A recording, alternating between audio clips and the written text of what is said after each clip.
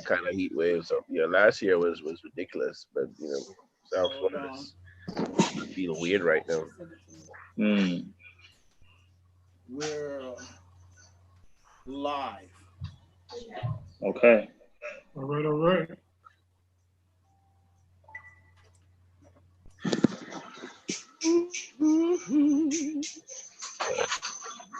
All right, everybody.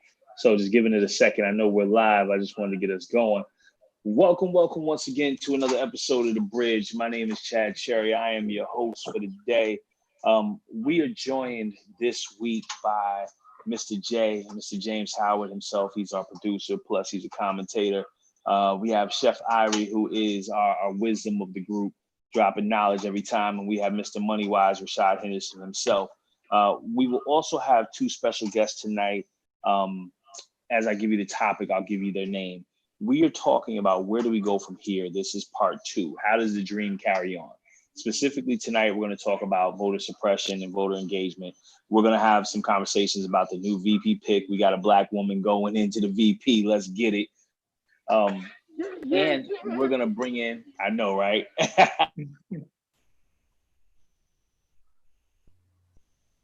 He froze up. James's daughter. I froze up? Yeah, he froze up just a second. So okay. Yeah, now you good. All right, so and we're gonna bring in, two of our daughters, my daughter Kirsten and James and Kendra's daughter Kayla, to talk about just different age demographics in voting. I think often when we talk about voter engagement and stuff, we miss the fact that people need to be engaged where they're at. So this time, instead of just having a bunch of us, I'm gonna say 40 somethings, is gonna be we're gonna have some other younger people on here, different age groups, giving it going. Righteous. Hey, I don't mind saying I'm 53 too, damn it.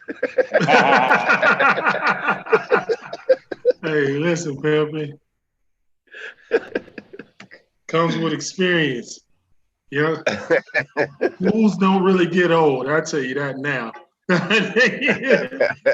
Don't see a lot of old fools. Yeah. It's all good, bro. It's all good. We're still learning, right? Every day is a learning experience. Yo, word, man. Every day is a learning experience. Yeah. Yeah, so we got a lot of ground to cover, y'all. We got a lot of ground to cover. I mean, last week. Y'all want to go ahead and start with the elephant in the room with this Harris pick. Well, that's what I was going to start with. Last week, man, we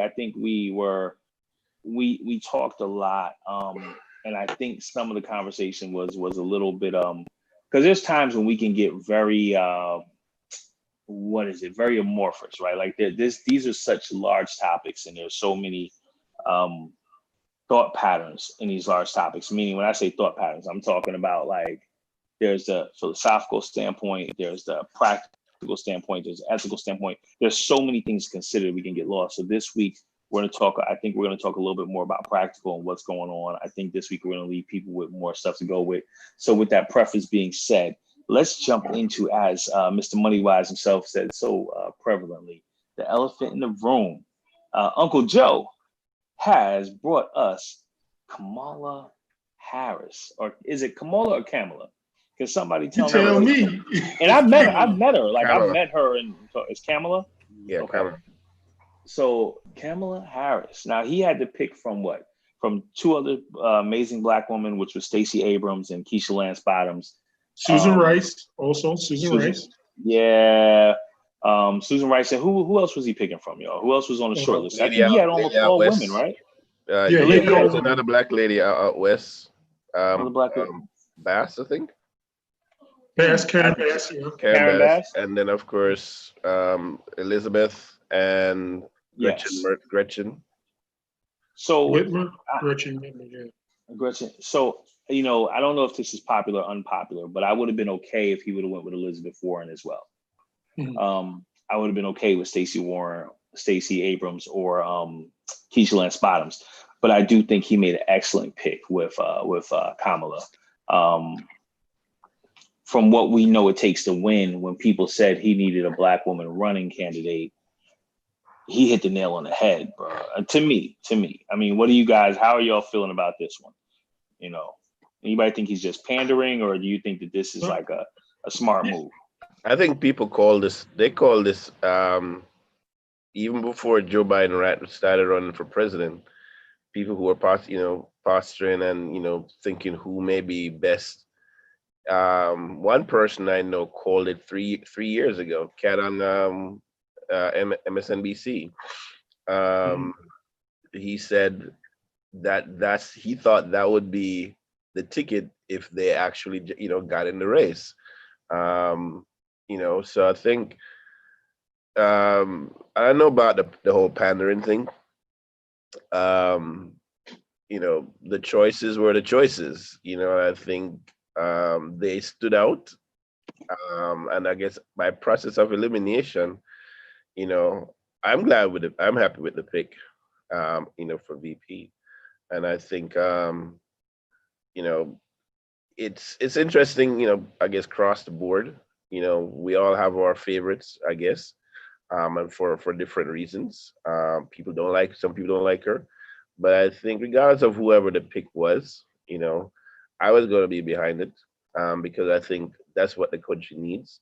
That's what for this side of the fence, we need that kind of solidarity, that kind of unity to go forward, especially if we're thinking about coming out on the right side, the winning side. Yeah. So regardless of what the pick was, I think I would have been happy with it. Yeah, I mean, I had to ask the pandering question. Personally, I don't think this was a hot sauce in your bag moment, which Hillary had. I think this is real. I know when Uncle Joe got picked as Obama's VP, I'm sure maybe that wasn't Obama's first choice, but it tended to work out. I think this time Joe and them were smarter. But I want to, if I can get someone else to speak on this, there's another elephant in the room when it comes to Kamala, and that is her track record when she was the head DA in California, and how many Black folks she put away, because when she was running her independent campaign, that came up often. So I have my own thoughts, but I want to let anyone else want to talk on that real quick for people that may not know, because she's had some comments supposedly that have been disparaging to Black folk. Like I said, I met her personally, so I'm a little biased. I like her. But I want anybody else know about that topic, want to speak on that real quick? Well, I know James wants to speak. I want to say personally. Your volume low, James. I can't hear you. Personally, I was against her, but after reading some stuff about her and how she's trying to change, how she changed her ways, I'm personally going to give her the opportunity to see what she does as the pick, because she was so harsh on her own community as a DA that she was punishing, giving extra long terms to people that was first offenders. And as your own, this your own people. You're not trying to look out for us. You defending the other side. And she had to once she got out of office, it was like 9 years. She started changing her position every year since then. So I want to see what she's going to do for reform. Rashad, jump in there. I know you had something to say on this one, man. I know you got thoughts. I just wanted to hear really what the ladies feel about it, because this is the first Black woman VP. So I mean, that I don't know how that sets. You know what I mean? How that actually looks, because when all of us was kids, we thought that wasn't the Senate. Might have maybe you got a shot for the Senate, but there's a lot of historical background with this pick. So I'm actually interested in hearing what the ladies have to say about that. Okay. So any ladies on the live that want to come in, man, this is a great time to chime in here, ladies. Let us know, because Rashad is right. I just like seeing the first Black president. I know I see a woman president, let alone a black woman in that position or close to that position. So yeah, let's talk, ladies. I'll just say, and excuse me for my ignorance, because I'm not really big on politics, so I don't really know much of her stance and whatever have you. But just a couple of times that I did tune into her, like I said in the comments, I did hear that she made, a couple comments about not being interested in wanting to help the black community. Like, I'm not here for black people and whatever have you. But then you see her doing, I don't know, making chicken at Popeyes or whatever she's doing, trying to, act like she's down. I don't like that, you know what I mean? And I know someone said that she changed her stance. Personally, if you don't come at the gate with it, then I don't want it. You know what I'm saying? Like, if you don't stand for black people from the jump, then yeah, you're not the person for me. You know what I mean? And I'm one that doesn't I don't vote. I don't really see the point in it. And if I'm gonna take my time and stand out, in long lines or whatever, I need to know who I'm voting for is for real. And that's just all I say. So I got to give you some pushback, man. I know they say our vote doesn't matter. Our vote really does matter. Rashad was breaking out some math before we got on air. And you can see how important, especially black women's votes are. But I'll say this though, right? Charlemagne, one of my favorite personalities, he always talks about the fact that you got to give, if we were to cancel everybody for things they've done in the past, the example he used all the time, he said, Malcolm Little would have never become Malcolm X, right? We have to give people the opportunity to grow and change. I know there are things that I did, like I was raised in straight patriarchy. I was raised in misogyny, especially through the music that I loved and grew up with dearly. Hip hop was terrible in the 80s, 90s, early 2000s. And I've learned to be better. And if I was judged on some of the things I said or did back in the day, people they'd want to toss me out too. So I think that it warrants giving her a listen now. And I refuse to use the argument that this is the better of two evils. But I will say, without using that argument, that Trump, our current situation, is an absolute no for black and brown people. There is nothing good about him. There's nothing good. So this isn't even a better of two evils, because Biden is not even necessarily evil. He's not the best, but he's not terrible. This is about getting an absolute problem for our community out of office. So we need you, sis. I can't convince you to vote, but we need you, sis. Any other ladies want to join in here and add in some stuff?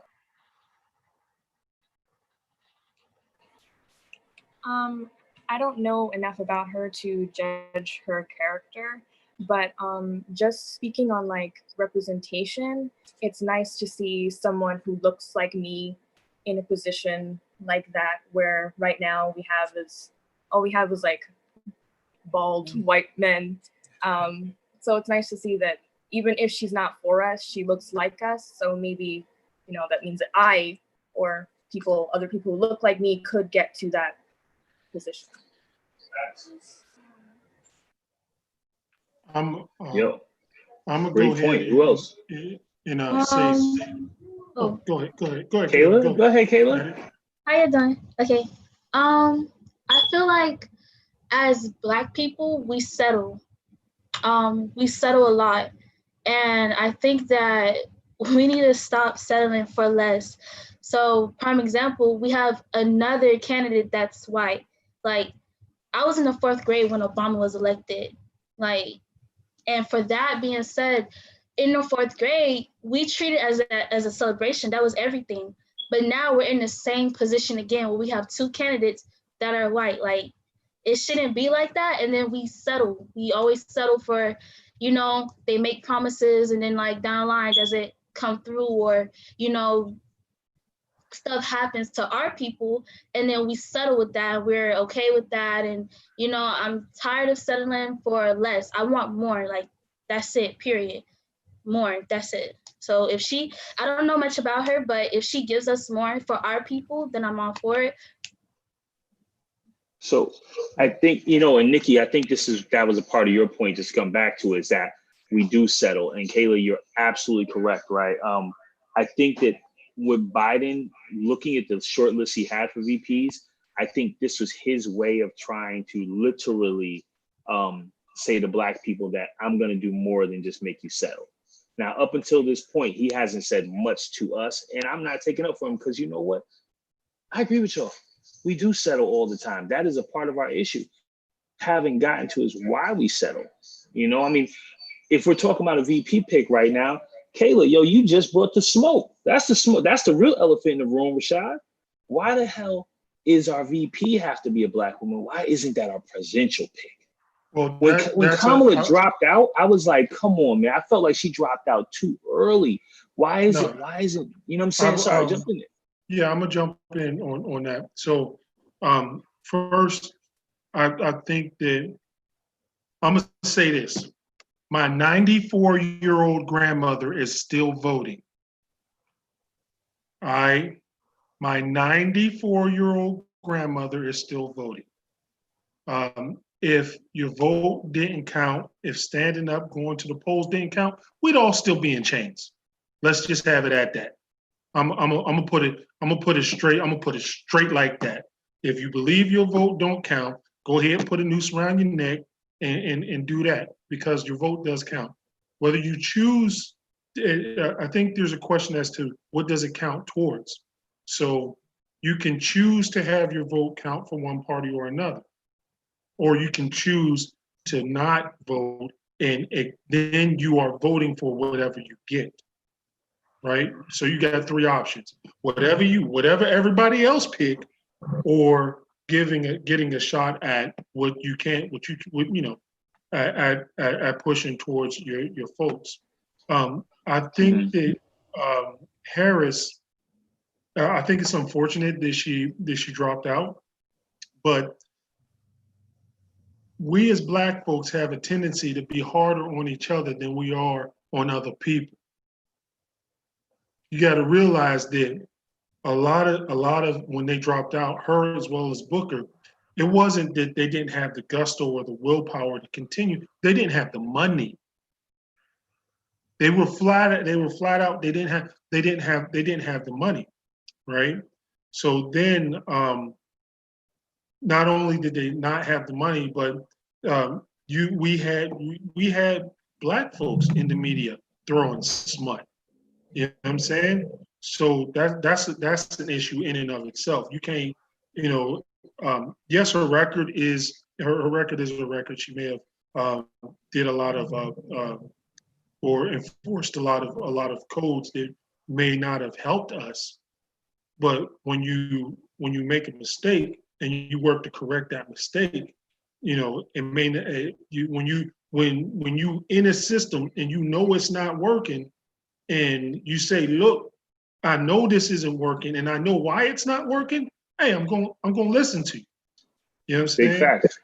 So those are things we have to contend. We also have to consider. And then lastly, I'll leave it at this. History is important. History is hugely important. So that's why I say my 94-year-old grandmother is still voting. So who am I to say that this old lady who was born in a dirt floor house without a birth certificate on the backwoods of Alabama is out her mind? So that gives us, so with your last thing, I think what you're saying is obviously you feel really, really strongly about voting, and you feel strongly that this election is important. Because you went there, sir. I feel strongly that it's important to make a decision. Mm-hmm. You know what I'm saying? To make an active decision as opposed to a passive. Whoever, whether they vote Republican or Democrat, it's important to make that decision as opposed to have it made for you. Because we see what happens. I like it, and I'm glad that you took that turn. As far as giving your personal opinion, because I think we need more of that. You know what I'm saying? So with that, I wanted to, Irie, bro, I want to put you on the spot for a second, man, as being one of the few people that wasn't born here and coming at this from an outer perspective. What are your personal feelings about voting and about this election? And then I'm going to say the same thing. I need other people to chime in on that thought too. Personal feelings about voting and about this election. So I come from a country that is very highly political. We come from a two-party system: Jamaica National Party, People's National Party, Jamaica Labour Party, and People's National Party. And from basically from birth, I grew up in a household, you know, listening, when I started to have some sense. Um, I think that's still going on. Um, Listening to conversations that my mother would engage in, not so much my father, sometimes my father, but more so my mother. Not only listening to the conversations of my mother, but watching the actions of my mother. My mother she was the get up, slap you in your face, knock you in your throat, type of person. She didn't give a crap. She said what she said, meant what she said, and she'd do it all day, every day. She volunteered to run polling stations. We had a polling station that came out of our house. We had a polling station that was right next door to the house, a pay station. I grew up on a sugar estate. She was involved in social economic um, programs. One of them was, reading program for people who were illiterate. And as a kid, when my mother wasn't available, I helped to teach some of those classes. So for the country itself, though, we see voting as the means, for people and, to get things done. And one of the things from my perspective and our country is that if you ain't doing the job, they will vote you out faster than you can say vote. Right. And if voting is not being heard, we are quick to protest. And I don't mean just walking around with signs. We talking physical and volatile protests, burning down streets, blocking roads, because we want our voices to be heard in different areas. So oftentimes you hear me talk about, sometimes I think they need to burn the system down. I come from that mentality. Sometimes there are parts of the system that needs to be, dismantled, however you choose to do that, and start fresh.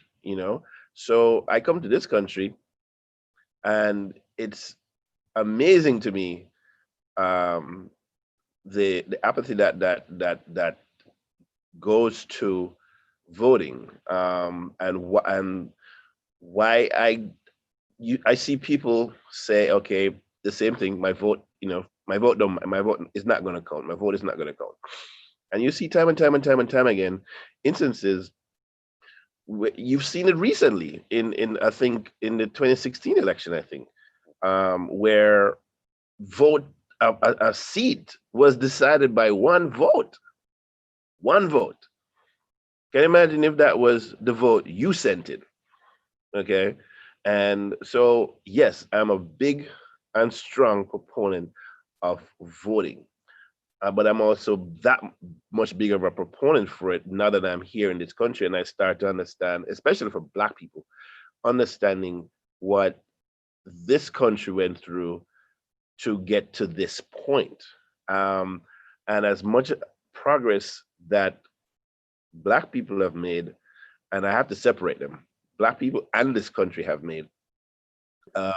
It's a big difference. Yeah, there's a big difference. Yeah, because it's not it ain't one whole. There's so much work to be done, and there are so many people that are still not listening, and understanding the pain that Black people went through to get us to this point. As you say, if you don't vote, you feel like you're still in chains. Yeah, I still feel like we're still in chains, but we have a way, to speak up. We speak up with the vote. We speak up with our voices. When we're holding candidates accountable, and we've spoken about that here many times. Holding candidates accountable. Your vote is one thing. That's only one part of it. But when you get them into office, the party's not done. It's like that's when the work starts, because they need to understand we, the taxpayers, put you there. You work for us. And I think this country keep forgetting that these politicians, work for us, and we're not using our voices. Well, let me go back. We are, but I think more. It seems like more is going to come.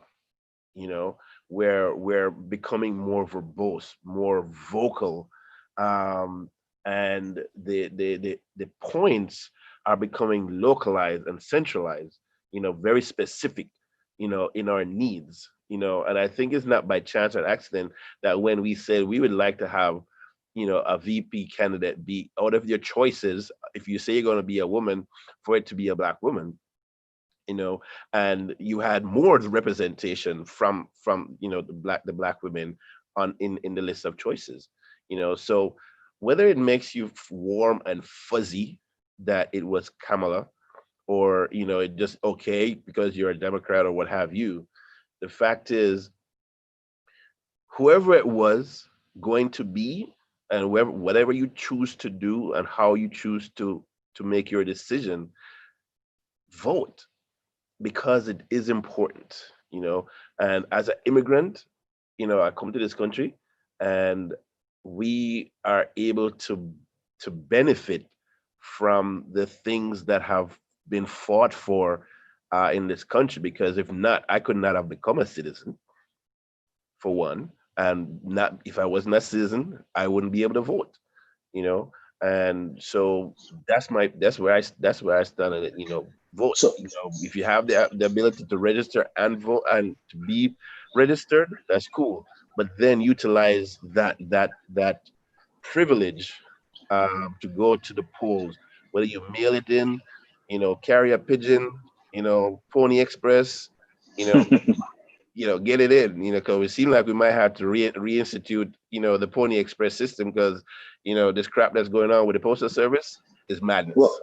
when we get into voter suppression, I am going to talk about that. Stacey Abrams literally just said in an article a few days ago, and she's doing a lot on voter suppression right now, that um, we should not expect a presidential announcement on November 3rd, because they're not going to have enough time to count the mail-in ballots. So we'll come back to that. But I don't want to miss a big point that Irie said, and we have to transition. Big point that you said, sir, is you talked about the fact that you being an immigrant and maybe not having the right to vote if other people hadn't. That's literally half of my immediate family. My wife, my daughter would not be able to vote if it wasn't for what happened previous. So that's near and dear. But I do want to come back to Nikki's point too. I think that when we talk about in the Black community, when we talk about voting and whether our vote counts, I think we need to segregate two votes, right? Our local vote and our presidential vote. If you say your vote doesn't count in a presidential vote, you might have a little bit more weight because there's an electoral college. If you say your vote doesn't count in the local vote, I have immediate pushback, because if you look at those midterm elections, and this is where your vote really does count, and if you want to see immediate impact, vote locally. The midterm election numbers are so low as far as voter turnout that literally 10 votes could win or lose an election. You know what I'm saying? The margins are that close. Actually, we saw one that was like 35 votes or something like that. It's that close. So we have literally 2 minutes left on this topic. Does anybody else want to chime in before we switch over to our Gen Xers and Gen Zers? Really, we're going to talk about Gen Z, which is our young people in the room. And they're going to talk to us about how they feel about this whole process and voting, and what we, the Gen Xers, can do to give them, to not make them feel so disenfranchised sometimes. So who else wants to jump in on this one for the last 2 minutes? No, I was going to say that I think that was a good transition, like what Nikki was saying, with what we really want to, and I guess it's a tradition, like some folks, some folks, it's tradition for their family, they all go into the military, you know what I'm saying? And some folks, it's a tradition, all the guys are doctors or whatever. That might be something we want to look at, in the younger generations. Why do folks feel like, yo, it really don't count? Is that something you've heard, or is that something that you've seen?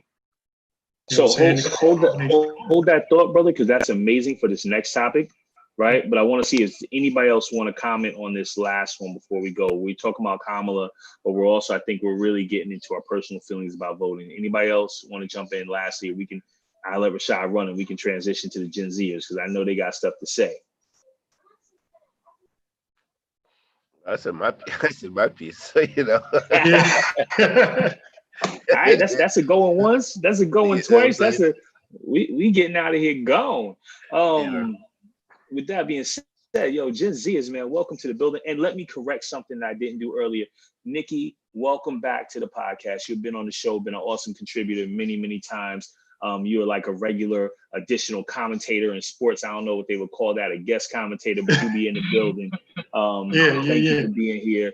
And Nikki, I believe you might not be a Gen Zer, but you're definitely younger than us. So in this one, I'm gonna really fall back, and I want you ladies to come in and really talk about it. I want y'all to educate us, people that are like us in our age group, especially men, because we don't necessarily get it, because you don't know what you don't know.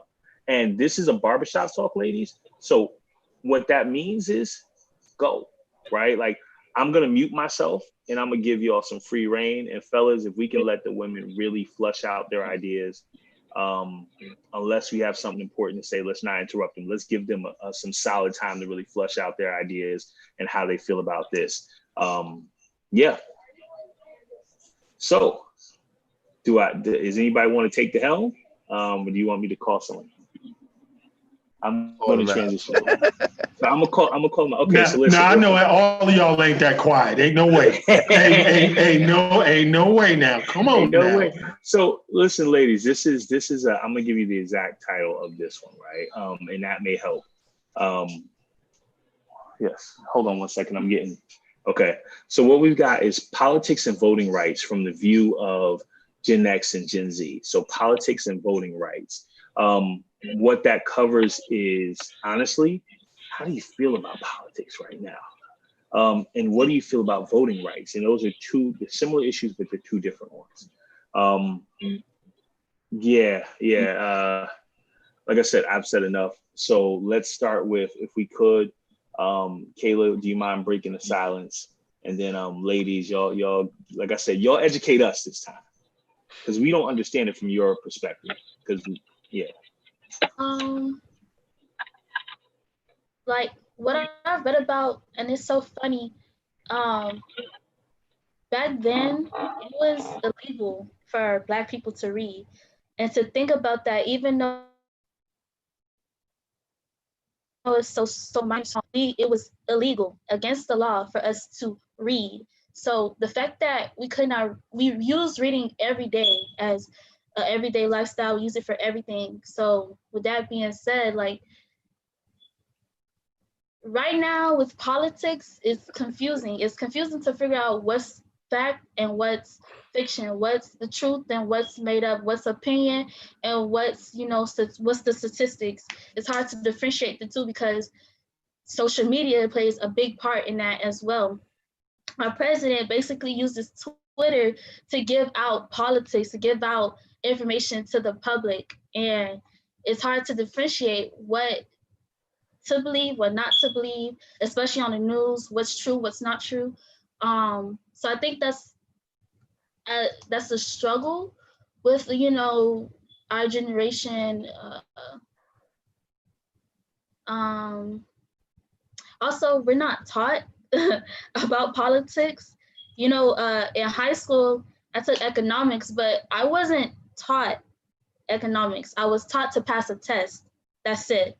So I don't think we're taught thoroughly on what happens in legislation, what happens in politics, especially in local standards. We're not taught who's the DA, who does this, who's the public defender, like who are these people? We don't even know. And then by the time we get older, it's like our turn to delegate these people, and we still don't know what their position is or what their purpose is in that position. So then we just blindly, like, it's like a blind sleep. We just go into the polls and we blind sleep just pick on whoever is there or whoever is black, even though I'm all pro black. Whoever black, got you. But I want to know, what are you gonna do for my community? Like, I'm a young black girl, so what are you gonna do for me? Specifically for me, what you gonna do for me? What you gonna do for my cousin down the street? Or, what are you gonna do for us? But that's all. Kayla, can you Um, introduce yourself? And Nick Uh, and ladies, as you speak, can you all just take a second, especially if it's your first time speaking, just to introduce yourself? So Kayla, could you just introduce yourself real quick? And then Nikki, I think that was you who had something yeah. coming up. my name is Kayla Hudson. Okay. That's it, Oh, Kayla. Kayla Hudson, you are, how old are you? Oh, my name Huh? is Kayla Hudson. I'm 21 years old. Have you ever Live in voted? Miami. Live in Miami. Have you ever voted, Kayla? I voted locally, but this will be my first presidential Presidential. election. So I'm kind of bummed out because, again, it's the same, you know, standard of what we're getting. Like I said, the first person that I've seen of our race was back in fourth grade. So it shouldn't have taken this long, for change. And it should be a progressive thing. Like, I should see more of us on that standpoint, but we're back in the same position. So it's kind of hard, but Yeah, I don't want to cut before Nikki go ahead. We got to I'm talking to the old guys in the room. We got to realize a lot of these people were born. They were born with a black president, dude. That yeah, like yeah. Think about But this. this is why I said, but Rashad, that's why I said they need to talk, because when Kayla said that Obama, she was in fourth grade, I'm like, wow. So yeah, they were born with something that we had lived for 20 plus years and hadn't seen. So that's why I was like, they got to let us know, because Kayla just dropped jewels. That's perspective right there. So Nikki, jump in here, man, and then hopefully, Kirsten, we want to hear what you got to say. yeah, hi guys, I'm Nikki, 28 from Broward. I think because like I don't know, I kind of felt a little personally attacked in all this voting talk. But like I don't know, I think my view on voting is like it's not even necessarily the person that you put in office, because I feel like black or white, it doesn't matter. Like the rules still apply. So unless we talking like some real rule changing, then we can talk. But I just feel like putting whoever in office doesn't really matter. Now, for me, I think my head is just kind of stuck in like the old days. So it's like when I think of like a black president, or like whether it's presidential or locally, I'm thinking of people like Huey P. Newton and things like that. I'm thinking of people who come with a stance and say, this is what I stand for, and that's what it is. Now I'm cool with everybody, but this is what I stand for. And I feel like when I see, especially a lot of black people who come into politics, like they come with that stance, but they don't come with it strong, and that confuses me. So it's like, one day you're with us, but then the next thing you're doing something that kind of, is against us. I don't really understand that. But then I have to understand that they have to, even though they're president or senator or whatever, they still have to play by a certain rule. Like, you could come into office and be about black folks, but you can't be too about black folks, because you're gonna scare the folks in the back who are, running the show. So that's where politics gets a little shaky for me, because it's like, I don't really see anybody really coming with a stance and staying with it. It's always they say one thing and then they do another, or they say another, and that's where I'm like, all right, I'm good. Me, like when it comes to that, all that, I worry about myself, my family, as long as we good. That's how I see it. Now, do I think that it's important for us to get into politics? Absolutely, but it needs to be done right. It needs to be done correctly. We need to get the right information, the right education, and then we can go forth there. But I just think it's a lot of confusion, a lot of misinformation, and then the people just kind of misrepresent themselves at times. Oh, for sure. Yeah, okay. I'm gonna agree with you on a lot of that stuff. And one of the things that I'm noticing with just before Kirsten jumps in here, something else that's different for us in our generation, the social media. Y'all got to realize that in the last 20 years, back in 2000, right, we was still just fresh off of like we still working on flip phones. So in that 20-year span, social media has totally changed, for better or for worse, the political environment and how we interact with each other. So that media, the media, news or otherwise, can be really shaky, and it does require a lot more, a lot more research, I guess, on folks' behalf. You know what I mean? And make it, but again, with social media, you can, like the fact checker said, it's easier now to hold people feet to the fire and make the people you vote be more accountable now. Because like 20 years ago, it not hard. You didn't have all that flexibility. So I think there's a lot of good stuff, that's going on now. All right. Chris, that's you. Come in. So hi, I'm Kirsten. I'm Chef Chad's daughter. I'm 16 and I'm a junior in high school. And this is my first time actually really speaking. So to the previous comment about voting, I don't think that it's realistic or fair to put the expectation of one person changing the entire system that in the first place wasn't meant for us to succeed. I don't think that it's fair to expect them to change something, at least like one person when you vote. So like when you vote, you cannot expect like that person to change everything that has been wrong for decades upon decades. Like that's not realistic in my opinion. So yeah. Hold on, I'm gonna jump on the case, Chad. So now what? I guess I'm gonna pose that question to everybody because so what you know what I mean? There's a couple of things because we had a unique time in history because y'all, as that next generation, you got a lot more access directly to people and the structure that you want to change. You know what I'm saying?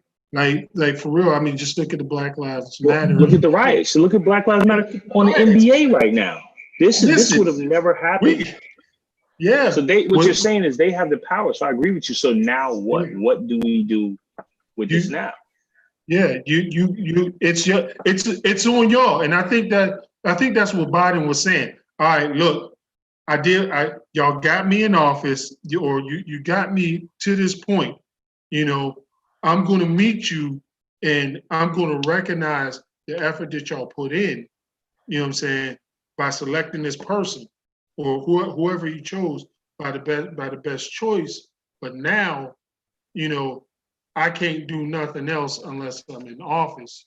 So the question becomes, what do we do as a voting community? You know what I'm saying? What do we do? How do you use your leverage? Because that's all the question is. It's about power. So how do you leverage your Twitter account? How do you leverage your Facebook, your TikTok? Lord have mercy. Well, Rashad, if you ask them now what, you can't give them the answer at the same time. We need to hear what they're saying. So let's give them space. Because you're giving them the answer the same. Yeah. Let's give them space, bro. That's the problem. We can't think. Yeah. I think education is key. Like you said, like it's still a learning process.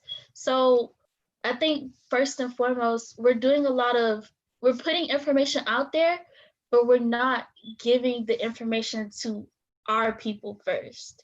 So yeah, the information's out there, it's on Twitter, it's on Instagram, but our people are still confused on what to do. Our people are still living in systematic racism. So are we gonna just keep telling them, okay, you need to go vote, you need to go vote. Why do you need to go vote? What's going on? What do you need to educate yourself about? What's going to be important for you, so that when you go to the polls, okay, you know what you're looking for. But when you don't have the education, like I said, you're doing something blindly. You don't have, okay, when you build a house, you can't just build the house with two sticks and a hammer. No, you need to build the house, you need to get your tools, you need to find a space, you need to go ahead, make sure you have all your equipment first, and then you go build that house. You don't just go run and build it, because then it's going to fall apart. So here's my push. So here's a little pushback to that, Kayla, in terms of education. So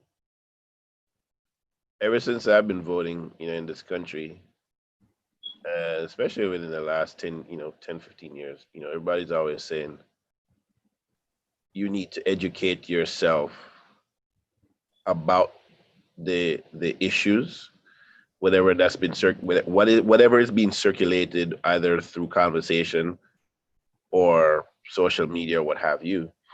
So we've always been told, we're there, it constantly being told, you need to educate yourself.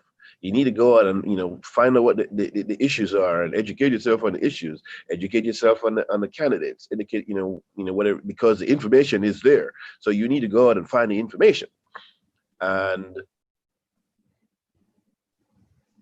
that is something that I think that's important, and I think it can't be a crutch that we use. And to say that we need to be educated is one thing. I agree. Yes, we do. And our people needs to be more educated. But I think as individuals with interests, things that interest us, even at 21, I don't even know what interested me, to the most at 21. I was, I hadn't even started college yet. Just, came to this country a couple of years prior to that. So for me, I was just kind of like, yeah, I'm 21, it's cool. But 21-year-olds these days, there's so much that's of interest to you guys, and I see it in politics and I see it in other issues, and you know, you guys are not afraid to make your voices known or to be heard. So I think the education is being educated is one, that's something that has to go across the board. There's no excuses to be had. Everybody needs to educate themselves, and we can rely on someone else giving you the information. If there's something that you're interested in, guess what, everybody say, oh, go Google it. That's a fallback term. Go Google it. It's as easy as that. Now, 20 years ago, no, but now today, it's as easy as go Google it. And so we all have to sit down and I think spend some time, trying to understand the things that are meaningful to us. Whatever that is. I'm sure we share common interests, and I'm sure we there are things that you probably have no interest in. But we are all here to listen and understand, because some of the things that you're interested in and people around your age are interested in are things that we also need to pay close attention to. So when we're out there talking about go vote, go vote, go vote, then you can say, well, you need to pay attention to this ABC, because those are the things that are important to people of your age, and these are the things that are important to us. So when in 2016 older people were saying to everybody, people, conservatives are voting their interest in this election. What's important to them? Judges. That was one of the judges were important to them. And people are like, well, yeah. But now we see why. Religious issues were important to them. Now you see why. And we were to say, yeah, judges, yeah, whatever. And a lot of those judges are voted on during the local elections. And so when so it's not about educating yourself about the judges, but educating yourself about the issues and why those things are important, and why we help to put certain people in place, and not just let it slide to just just to the masses. Everybody needs to be in. Everybody needs to be involved. Education.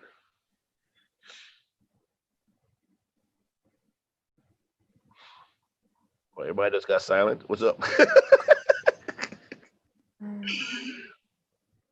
go. Okay. Yeah. So I also think that voting is important because you have to consider not just yourself, but others outside of you and your children and your children's children and years beyond that. And I just think that not voting because you don't like what's happening currently doesn't really help others outside of you. Like if you want to start, you need to start now with something. You can't just wait for, like how my sister, like she saw homeless people on the side of the road and she was like, I really hurt for them. And so she started a nonprofit out of nothing with no money. She started it because she wanted to start somewhere and she did. And look at it now. Like she goes out and she feeds like hundreds of homeless people and they are doing, they're eating because she started somewhere, not just because she was waiting for something big to happen, but because she started small. And I feel like that one vote, your vote, is going to help people way down the line, way out from your inner circles. So I just, yeah. Before we transition, I guess because we're Well, running on short. not transition. I'm trying to get the ladies to speak. I know, bro. Oh, I know oh, because no, we still have I 5 was minutes. just going to ask, and I guess I was kind of putting you on the spot, Chad. What do we teach our families about voting? You know what I'm saying? Well, Or let's hold that for our next, because we have voter suppression. So once again, you're transitioning early. Yeah. So that's why I want to hear the ladies, because what I haven't heard, right? So I've heard education. I've heard starting somewhere. I've heard being heard. And I think that's what Nikki was saying, is that if I don't think it's fair to Nikki for us to get on her about not voting as much, because I think her point was she's not being heard. She doesn't feel like she's being heard when she votes. And that was the point of this segment, right? If we're going to engage Gen Z, they have to feel like they're being heard. So from the ladies, I want to know, man, how do we help your generation feel like they're being heard?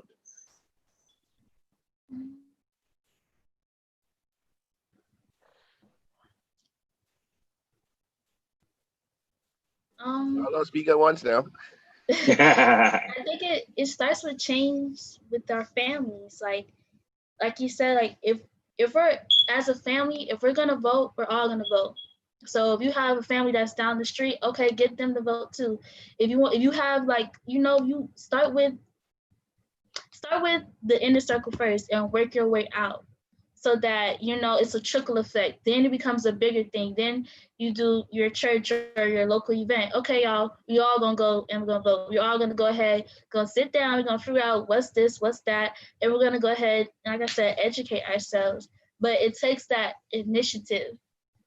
But like what Nikki said, I see why, you know, it's hard to get out there and do those things, because it's been a returning cycle of the same thing. It's sad to say, but just now we see people are dying. Like, it's literally on social media that people are dying of oppression, people dying of police brutality. Like, we see that. We're literally looking at that. So, it's just changed. It has not happened. And for the years and years, it's just, all it has done is progressed. That's all it did. We went from flip phones to smartphones. We went from cases being tossed away to cases that we see on our phone. So it's that hopelessness, but in that hopelessness, we have to have faith that change is coming. Very nice, very nice. All right, guys, 2 minutes, ladies, come on. Yeah, I'll just say, like I say every time that I'm on, you feel me, black folks, just worry about yourself. You know what I mean?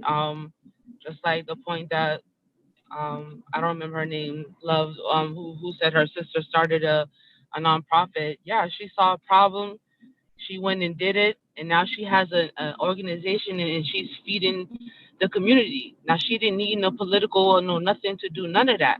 You know what I mean? So me, y'all know how I am. So me, I'm a go out and do it. I don't need to wait for no senator or nothing to do nothing for my community. If I see a problem, and and I have a group of people with me that's gonna come together, let's work and do something, and we get it done. Let's do that. That's what I'm about. Now, as a community, now if we want to say, hey, like let's appoint this person because we think this person, is a good representation of our community. Why don't we, help put this person in some type of, leadership or in some type of office? All right, let's do that. But at the end of the day, I don't have to wait for any of that to do for mine. Like my kids, my people, we good regardless of who is in office. Like people who worry about Trump and are stressed out about Trump. Trump is not in my vibration. Like I don't think about none of that because none of that stops what I'm doing because I'm gonna do for mine regardless of who is sitting in that chair because that does not mean anything to me. You know what I mean? And that's just how I look at it. Like I'm gonna do for my people regardless. I'm gonna make sure my people are regardless, whether a white person, Asian, Spanish, whatever, doesn't matter. So yeah, those are my little cents there. I think also trying different platform like social media. Like I learned so much from TikTok. I learned how to do my taxes. I learned how to change a tire. I learned so much from there. So I think if you guys would try with those of us who want to learn, we would be willing to learn. Because I know I don't remember when it was, but a whole bunch of kids on TikTok went and they bought out a Trump rally, and Trump went and there was no one there because they bought it out. So if you guys would, try where we are, we would be willing to listen and work with you guys. Yo, I think that is the perfect transition right there. This whole thing was about, was about Gen Zers, and we appreciate and value all of the opinions, even though, everybody's opinion is important. And I just got to say, right, there's some things I want to say, but I'm not going to get the last word. We're going to leave that there. I will just add in that that was an amazing show of power when the Gen Zers brought out that Trump rally. If you're not familiar with that, I got to give you the Irie phrase, man. Go Google it. That was an amazing show of power, man. So that's a great way to transition. And ladies, that second segment was about y'all. Now we're going back to everybody in this one. We're going to talk about voter suppression and voter engagement. And, this is go time. So Mr. J, we haven't heard much from you tonight. Do you want to kick us off on something real quick? Just to open this one up. Hold on 1 second. Rashad got kicked out. I'm letting him back in. Okay, cool. All right, well then, and while we're doing that, I'll keep us going, man. My head is kind of exploding a little bit, y'all. I have been trying to hold some stuff in. My neighbor. Blood pressure. I know, because there's so much I want to say, man. Listen, growing up, my neighbor was an original Black Panther, like original. You know what I'm saying? So at 16, I'm going to the Million Man March. We brought Mumia Abu Jamal, like we was talking about him. We brought Pam Africa from the MOVE movement, like that group in Philadelphia that they dropped a bomb on the city block. She was in that building when they dropped the bomb. I met her personally. Like I've been in this fight since I was a teenager. So when we talk to Gen Zers, I led my first protest at 16. I know the power of the youth. So when I talk to y'all, the reason why we have 3 women on is because you got to understand, Black women, that y'all are the seeds. Y'all are literally the mothers of this. There's not anything that y'all touch that you can't make bloom, which is why Biden was so smart in electing a Black woman. Cory Booker, I believe Cory Booker is amazing. His potential, like seeing him live, meeting him in person, he is that dude. He has the charisma of Obama. He is that guy. But Black women are still the key, which is why, Kamala is the running mate. So Black women, I don't want y'all to ever doubt your strength or your importance. And I want y'all to know that through you, the world will change, and it has already. And everybody else sees it. It's not a mistake. Like, there's so much money involved with this presidential thing. There is a reason why Joe Biden picked a Black woman, right? Politics and money go hand in hand. And you better believe we're out here talking about simple issues. Understand, we are playing tic-tac-toe. They are at least playing chess. And truthfully, they're probably playing Go. And if you don't know what Go is, go Google it. But it's just like chess is an order of magnitude harder than checkers. Go is a couple of orders of magnitude harder than chess. We're not playing the same game. So for you to see a Black woman up there, you got to understand what that means. And you got to understand the power that y'all have. So we're transitioning. We're talking about voter suppression. And James, is Rashad back? Is everybody on? Can we get this thing going? I mean, because, man, y'all. Can you hear me? Everybody's on. I can hear you now. Not saying I missed your voice, but I hear it. Can you hear me? Can you hear me? Okay. No, dude. Before you even get into the whole transition, I guess you gotta keep one thing in mind. This is a very young country. And the history of this country is very young. And people tend to want to downplay that, erase that, don't think about it. And the political history for us in terms of the gains that we've made or have been made to benefit us. What is it, Rashad? What, like 50, 60 years? Barely that. You're talking about 50. That's, that's me right there. That's me right there. Okay. My lifetime so far.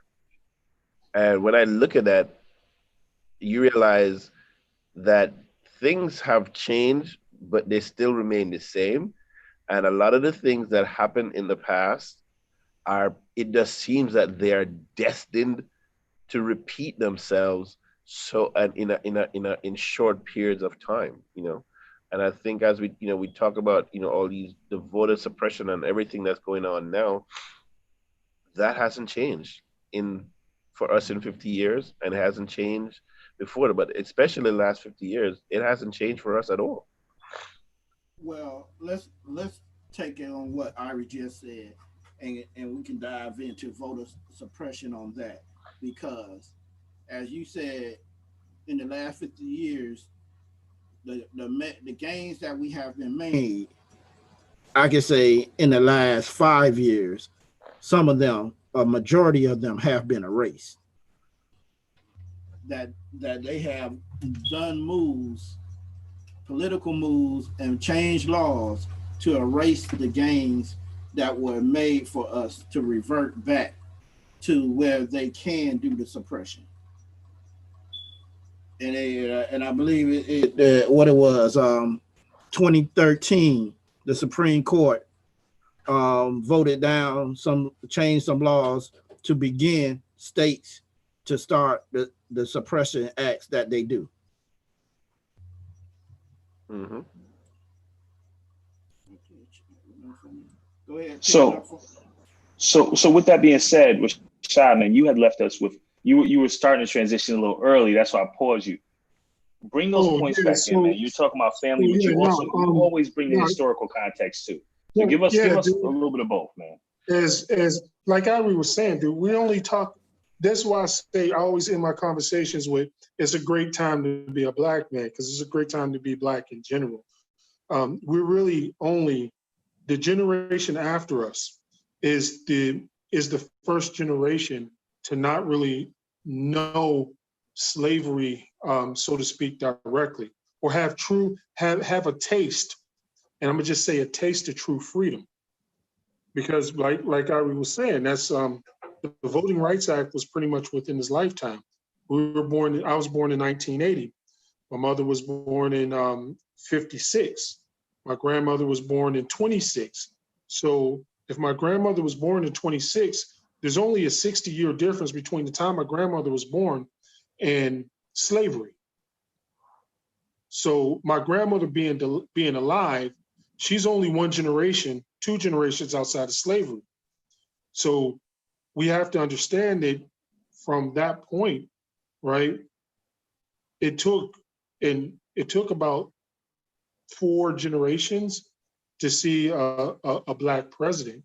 Most societies are thousands of years old.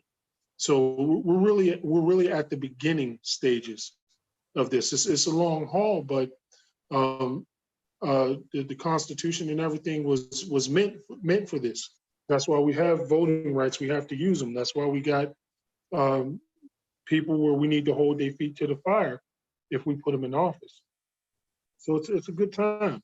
It's a good time. I mean, it's a perfect time to have the ladies come on here, talk, be vocal about their feelings.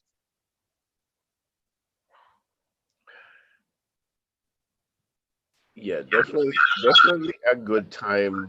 I think we have a decent amount of leverage. Well, leverage, yeah, leverage. Um, and it uh, for us to be speaking, I get the sense that we're not all going to be silenced. We're not all going to be silenced because more of us, if more of us are speaking, you can't shut up everybody. And it's not so much that we're getting the right to speak. I think we're recognizing especially in the last several months, um, a lot has come to bear. A lot of it has been very visual, um, and I think even for non-black people, um, maybe people are becoming a little more aware of what it means a little bit to see the plight that we go through in this country. And now you really have to have, those voices need our voices, and those voices need to be heard more loudly, because now to understand, get them to understand what this voter suppression is and what it looks like, where it's taking place, and understand why it affects not just us but everybody else. Everybody say black people are being suppressed. Well, it doesn't just affect us. You know, um, you know, women at large. You know, so understanding what the voter suppression is and how it affects us is one thing.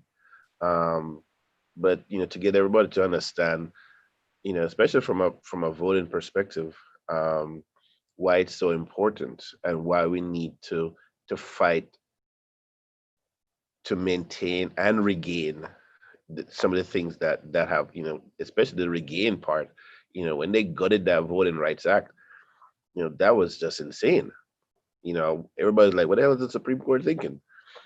But when you have the powers of be that are there to push and stoke the flames, that's why you understand why you need to go out, and even if you're not voting, participate.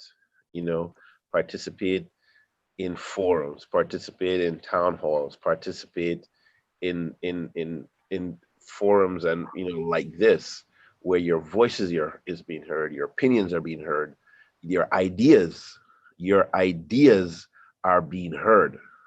Because if we are not hearing fresh new ideas, we are always going to rely on that which we knew before. And so if we're only relying on the old stuff, then new change is never going to come about. It's always going to be the old stuff continuously being recycled, you know. And I think we need to get to that point, where everything is out on the on the table. Everybody can hear everybody's grievances, the gripes, the hurt, the pain, especially that pain. You know, black people are still hurting. We have never healed, and we haven't figured out how to heal ourselves. You know, so when you start hitting us with voter suppression and you can't vote, and you know, the confusion that we're getting, you know, it's just like it's so big, you know. And I think we here, this is, we can talk about it in little snippets here, but when you realize how huge voter suppression is across this country, then you start to understand the magnitude of the pain. Then you start to understand the magnitude of the pain. Well, also, I'm going to give a little more historical context to that. So, once we are able to actually vote, so with the 14th, 15th Amendments, yeah, I realized that right after slavery, right after the Emancipation Proclamation and after the Civil War, what Grant does, Ulysses Grant, is he actually releases the Confederate soldiers back to their plantations with all their horses and everything. Um, black folks was only free in name, so then they have to find a place to stay. So they go back to the plantations. Then you turn around and say, all right, now they can't be enslaved people, and then you get the 14th. Then you get the 14th Amendment, right? So everybody, race, color, creed, you have the right to pursue to have the pursuit of liberty or happiness, right? So directly between the 13th and the 14th Amendment, there's the establishment of the KKK. That's the white backlash, okay, to start to terrorize folks. And now, and then with the 15th Amendment, you have the 15th is the right to basically representation or vote. So then you got the real instatement of the Jim Crow laws, another white backlash. So for every movement forward as a minority, specifically black people, there's a pushback from the white majority. This is nothing different. So to feel disenfranchised, or if nothing changes, that simply means to me, and I'm gonna say that to me, that simply means is that you have a knowledge and a recognition of the white backlash that's happening. That means you are recognizing that your rights, your rights as a citizen are being infringed upon. So therefore, you got to get out there and do something about it. Whichever you choose. No, you're right, bro. Listen, to update that though, what's interesting is that this is the first time in history that white counterparts are really actively trying to understand where we're coming from. You had the abolitionist movement, if we're talking about historical context, and you saw it there. There's always been an area of white wokeness per se, but now this is the first time that they're actually out here saying, "Hey, I'm going to put my body, my reputation, my money on the line for you because this is right." And we have to use that. As we talk about voter suppression, what we got to realize, and our fact checker said this to us in our production meeting, she's like, yo, they started these movements years ago. So we look at voter suppression for this November election, and we're talking about the fact that at least 1 out of every 13 Black Americans can't vote due to voter suppression this year, right? These are laws that were put in place years ago. Gerrymandering or the redistricting, that census that is hitting right now is going to be used strictly for the express purposes of redrawing the district and voting lines. So if we do not all fill out the census, they will literally redraw it to where our votes count less. Not count, but count for less. These are moves that are made well in advance. So when we have these conversations with young people like Kayla, like Kirsten, like Nikki, right? You got to understand, your power may not be used in its strongest form in voting. That may not be the strongest use of your power, but it is a use. I think, going to Nikki's point, the strongest use of your power is in starting something. When she gave kudos to my other daughter, starting an organization, doing things, that is a much stronger use for your power because you're creating leverage now. But I also, once again, don't want to be on here preaching. I just had to drop some knowledge because we didn't say it, man. Listen, y'all, and I want to hear your voices here. Give me pushback, give me feedback, give me something. But Kayla, do you feel me? You're 21. You're at the place now where there's literally, you have your whole life ahead of you. Like for as an older person, when I look at you as a younger woman, same thing when I look at my daughters, I'm like, yo, y'all have nothing stopping you. You have no kids. You're not married.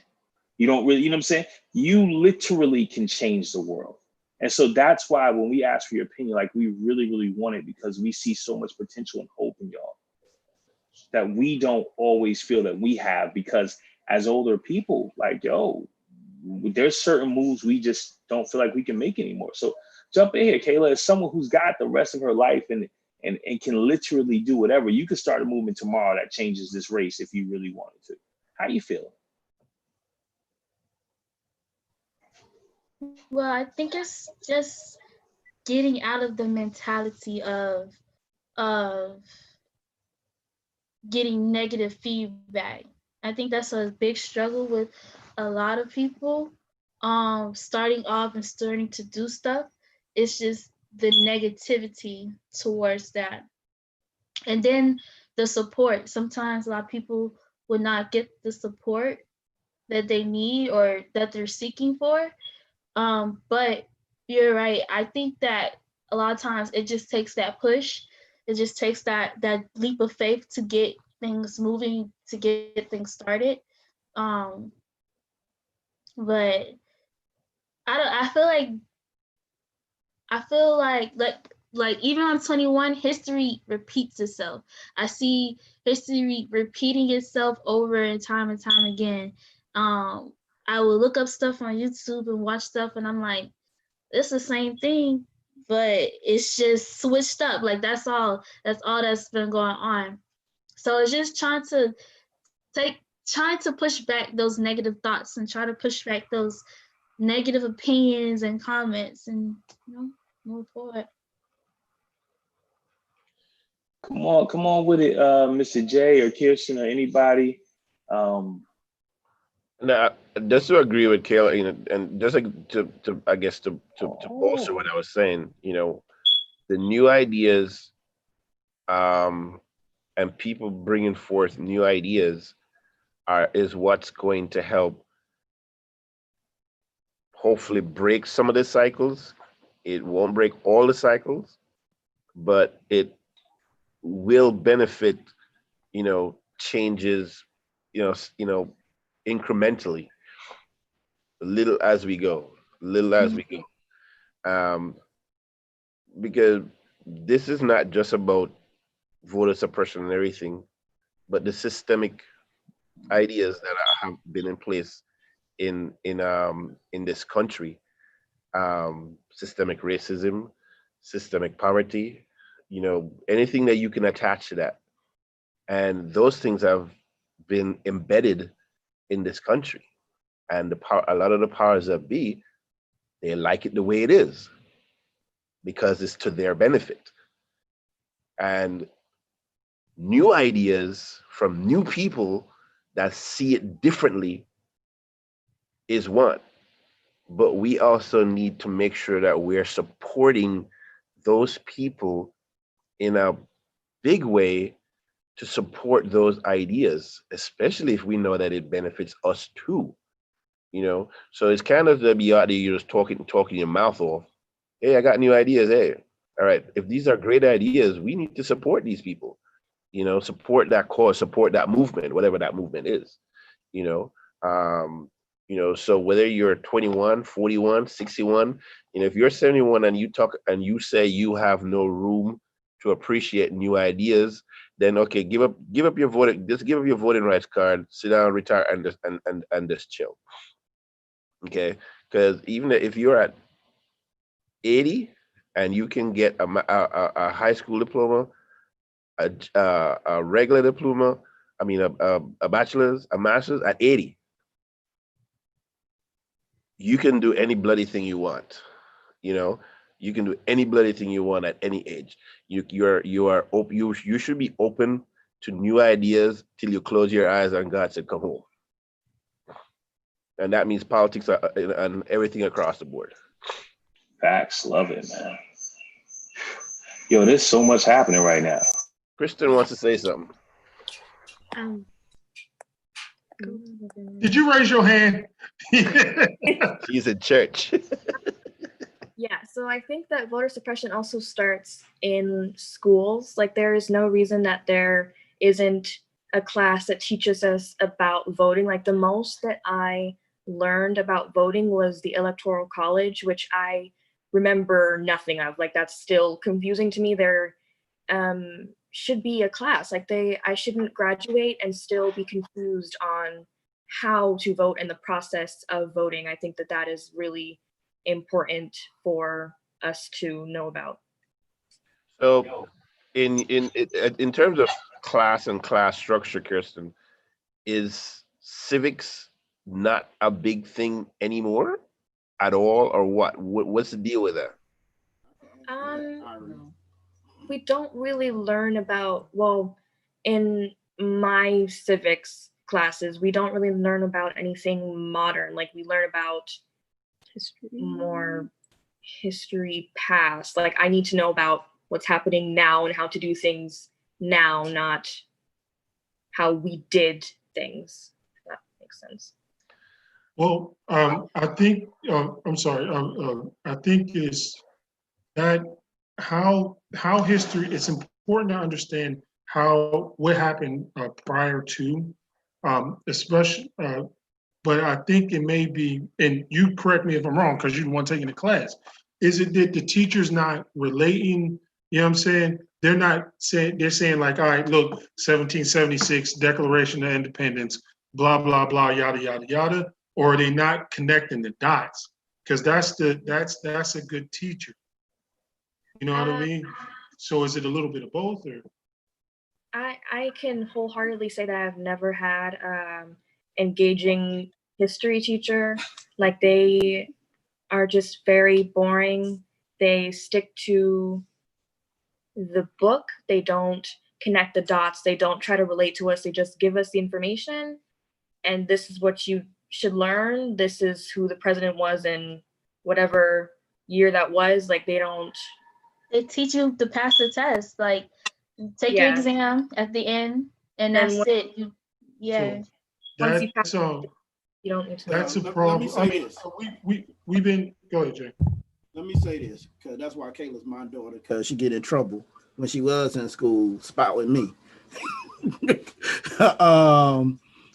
In school, they teach you the history, but they don't teach you what that history, how that history is affecting to this day, and how you need to make changes so things won't happen over again. They're just teaching you, but they're not educating you. There's a way you can teach somebody, you training them. And that's what, as Kayla said, they teach them to take tests. They train them to take tests. They don't teach them. Man, this is a huge, sorry, go ahead, Rashad. Yeah, I'm gonna jump right back in there with you, Jay, because what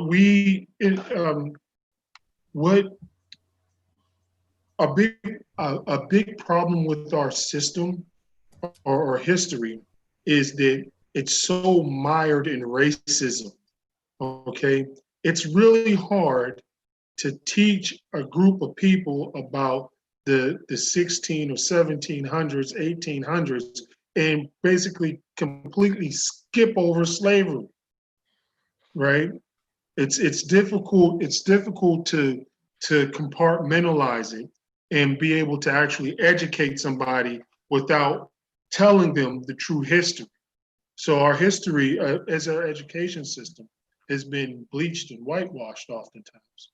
So I know that's because like our history starts with slavery. That's when you open your history book, that's the first thing that you start learning about Black people. You don't learn about them having kings and queens and them living up. Like, when you go back in history, you see in the 1700s that European people, they had more of a monarch.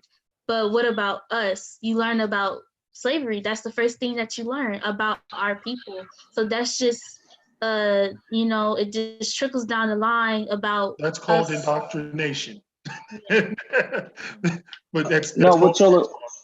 what y'all are saying is right, man. And to take a page out of Nikki's playbook, like, and I don't know why I didn't think about this before. We looked up a list of voter suppression stuff. I've read several articles on voter suppression, and not one of them mentioned what my daughter said, what Kayla's saying, what we've heard several times in this podcast, is that in the schools they're not teaching.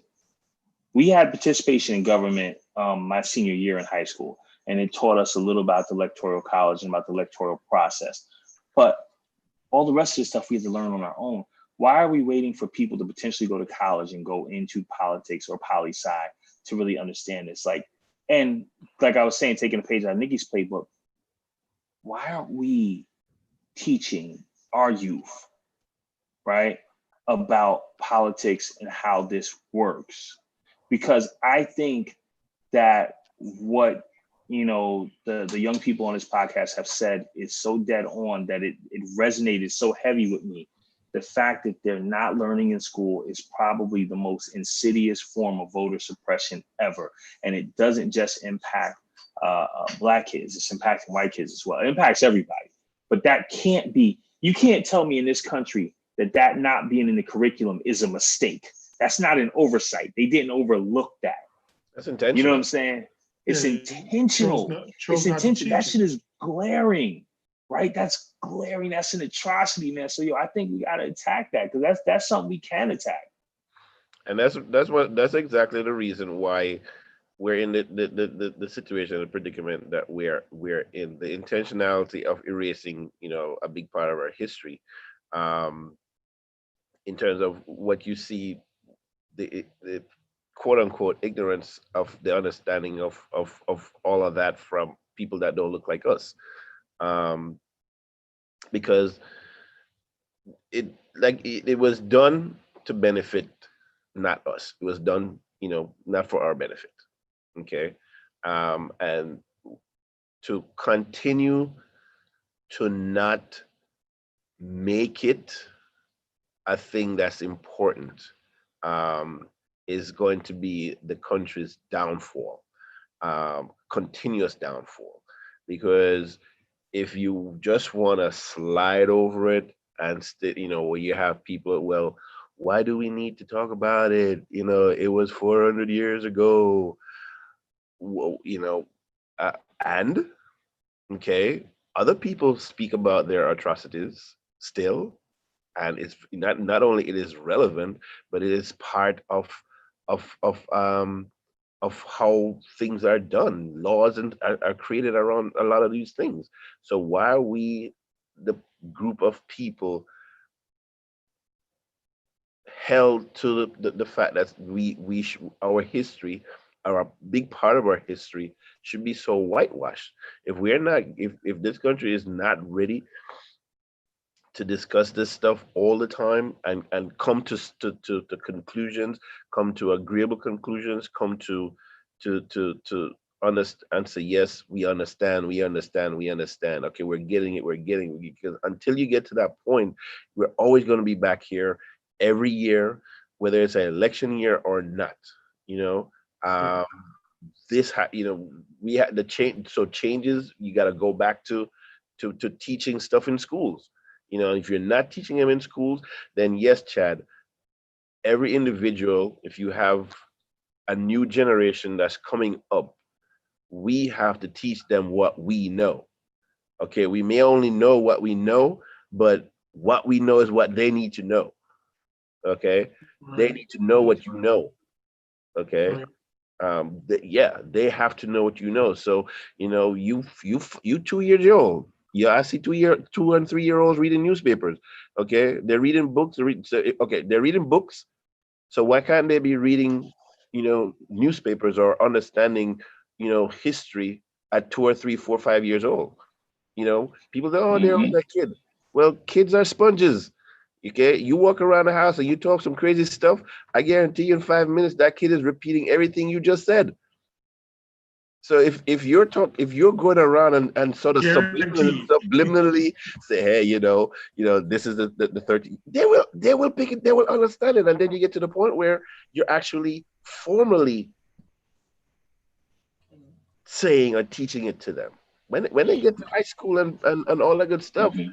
they're the better for it, because now they can start telling the teachers what's up. So, yo, why you saying that, but you're not saying this? This is part of our history. The kids now are going to be the ones who are going to be educating the teachers, because they know they've been taught by their parents. So we Well, have a responsibility on our own, and I'm speaking from the person who don't have any kids, but if I, kids that are around, it's like, yo, you need to be responsible in that way. Irie, That's That's what true. teach them. Irie, hold on Go right ahead, there. James. Because what you're saying, and I'm gonna let Kayla expand upon this because she was quoting me in school when this very fact happened, when a teacher is teaching you something wrong about history. Go ahead, Kayla. Oh, so it was my history class in my senior year, and they were talking about Christopher Columbus, and that's when I had to educate myself on who Christopher Columbus was. And my teacher was talking about it, how he sailed across the ocean blue, 1492, and all that. And I'm like, this guy was just, taking over. He wasn't on no, hey, how you doing? Like, no, he was enslaving people, running amok everywhere. And when I said that, the teacher, like, she kept going back, like she was trying to prove me wrong. And I'm like, no, that's not what we should be learning. We should learn that this person did not just, he wasn't a hero. No, he like, even if it wasn't black people, it was people in that area where he, did not treat right, or, you know, so that became a problem. And that's where I think the issue lies, where you have people in place that is supposed to educate you, and you know you know your facts, but they're in their ways. They don't want to change. They don't want to mend their ways. So it's pretty hard to go against people like that. Even somebody that's on a higher standard that still will not see your point of view. So Yeah. Now, Yo, that hold is on, Rashad. Now, from that instance, we had to go to school for this. And to the point, the teacher was belligerent to where like she wasn't gonna pass if she stayed in her class, and we were like, well, we're gonna get a change out of your class, and she was like, it wasn't gonna happen when it was already done. We was like, you don't even know that she's already changed because of your ignorance. And I'm saying that's the backlash, that if you're educated and if you're trying to talk to a teacher about you're wrong, just mhm, because they feel that they're the teacher, teacher. you can't teach them nothing. Mhm. But that's what Nikki just said, James. She said that she got suspended because she said that Christopher Columbus was a rapist. yeah, It's He true. was a rapist and a Yeah. murderer. Let's say And a it murder. so. I mean, and I wanted to add in, right, because Jay, you've been dropping a lot of comments into the chat. This is, you can tell we're striking a nerve and we're having a great conversation because people online are commenting, and we're close to our time here. So I don't want to dead this train of thought. But if we could, guys, could we let Jay read some of the comments that we've had from Facebook, because I want to acknowledge some of those are some dope comments, and then can we just do a round of everybody saying their last thoughts and filling in? There's so much here to unpack, and what's crazy is this is part two, guys. This is part two of the same conversation, and there's so much to unpack. I think we're gonna have to come back to the educational system. Part So three. Part three. three-peat. I just finished watching The Last Dance. They had two three-peats, y'all. Two three-peats. Sorry. Okay, but let me start with Go Detron, ahead. and he asks, have any of us read the 1619 project, and it should be taught in school? And I have read it, and I believe it should be, but what Senator Tom Cotton is Mhm. fighting to have it banned, so it won't be taught in school. And that's another way of trying to keep out the history of America against black people. That's that white backlash. Yeah. Um, it sounds like Katana asks that she says that she doesn't think the problem is being heard and is overstimulated with no action. That's something Obama said. Don't just be on social media and be a social media activist. Get out and vote or create an organization or whatever have you. So Basically activate yourself. Okay, and Detron comes back again. He says, "I think that the question that should be asked, so many people can think of an answer. This is why the politicians aren't accountable to the people." I got to read that over. What you said they can or can't be? Read that again. It says can't. It should be so many people They can't answer the question. Is that This is why the politicians aren't accountable to the people. yeah? Because they don't. They themselves don't know. They don't know or they don't care to know because it's not for their benefit. It doesn't serve their purpose. Let me see. I had one more comment I really wanted to get to. I don't see it here now. I got to scroll because there were a lot of people talking. There's been some good comments, man. This has been a great conversation, y'all. Kayla, Nikki, Kirsten, like y'all have definitely added some depth. Like I said, things we hadn't thought about. James, just chime in when you find that, man, because that I know you had sent some over that I was like, yo, everybody needs to hear this. Well, we got we like Kirsten was saying earlier, we are navigating a system that wasn't meant for us. That's why you can go through school and not learn about really enslaved people. All you learn about is Christopher Columbus or Amerigo Vespucci. They don't teach you about all the navigational tools that they used were from Arabs and Africans, from the African civilization. They teach you about how, they teach you about how Charlemagne and the European civilizations came about, but nobody really talks about how North Africa and Islam ruled over most of all of Spain and most of France for 1,000 years. And the architecture of the architecturals of a lot of those cathedrals were based off of Islamic architecture.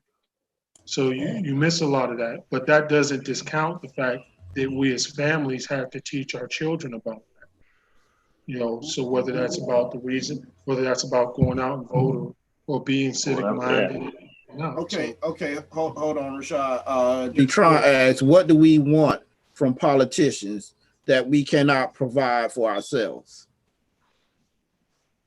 The thing is, the problem is because we can't make policy or laws that govern the land. That's what we need. We need them to make policies that are beneficial to, at minimum, include us. At minimum, there you go. Minimum beneficial to all. That's the minimum standard. Mm-hmm. But right now, what I'm asking for in the spirit of what Kayla and Nikki were saying and not settling is, I want more laws that are about equity. Right? I don't, that's what we need politicians to do. You gotta understand. Not equality, equity. Yeah. When we go back, and I'm third generation military. So those when you hear about people, well, my family came to the US and made it, or my family was a military vet, my grandfather fought in World War II. Well, that person's grandfather may have gotten the GI Bill and the money to buy a house. Most Black folks and Spanish folks didn't get that. Those are things that we as Black folks are owed. While the West was being conquered and the U.S. government gave immigrants, illiterate, uneducated immigrants, an opportunity to go to the Western territories and farm. They were steadily lynching Black folks and keeping them out and keeping them away. When various European immigrants came to these shores and walked on the roads that Black folks built and took part were able to reap the benefits of the struggles that many of us fought. When we tried to move north to New York, that's where you see a lot of redlining. So that's what we want. We want what's owed. We want what's owed. That's what Pay me what you owe, right? Pay me what you know what I'm saying? Keep the energy. Pay me what you owe. Nobody's asking for anything extra. We're asking for what's owed. I think we could debate back and forth on that for a while. And like I said, this conversation is amazing. And I would love to keep it going, but I want to be respectful of our guests and their time and everybody else. So James, if we don't have any more comments, because I think we can rabbit hole, I wanted to give people time for last thoughts. Can I respond to something Nikki just said? Yeah, jump in, Ari. Jump in before we go. So yes, Nikki, yes, we need the money. And we need those dollars because we can start initiatives on our own in our communities. We can galvanize and do those things. And in a lot of communities, oftentimes the support is lacking. People are out there trying to do the best, wanting the best for their communities. But sometimes our communities let us down, because they don't see the value to them in terms of, those initiatives that we create, we start on our own. And oftentimes for them, it only makes sense if it comes from politician A, B, or C. But we can start all the initiatives, and a lot of those initiatives oftentimes bloom because we are getting the support of those said politicians, because we were on their cases, holding them accountable and letting them understand what the needs are. Because if they don't know what the needs are, if they don't know about these initiatives that we're creating and starting and the movements and stuff in our communities, they're not going to be there to help us. Because remember now, that's why these local elections are important. Money comes to our city through the federal government to help us when we create these initiatives. We need those initiatives not just to just start and flounder. We need those initiatives to start and bloom, So if we're getting the support, the financial need, yes, whether it's whatever program it is, we're going through this pandemic, and a lot of us are in some ways benefiting from monies that's coming down to the states, to the cities, to the municipalities. That's why it's important. So we can do a lot on our own. Yes, we can start them, but we need the assistance and the understanding from the people that are in government in our communities to buy into those initiatives, understand what those initiatives are, and say, yes, I'm going to put money where, my mouth is, and make those initiatives bloom. So yes, we need the money to fend off the dogs.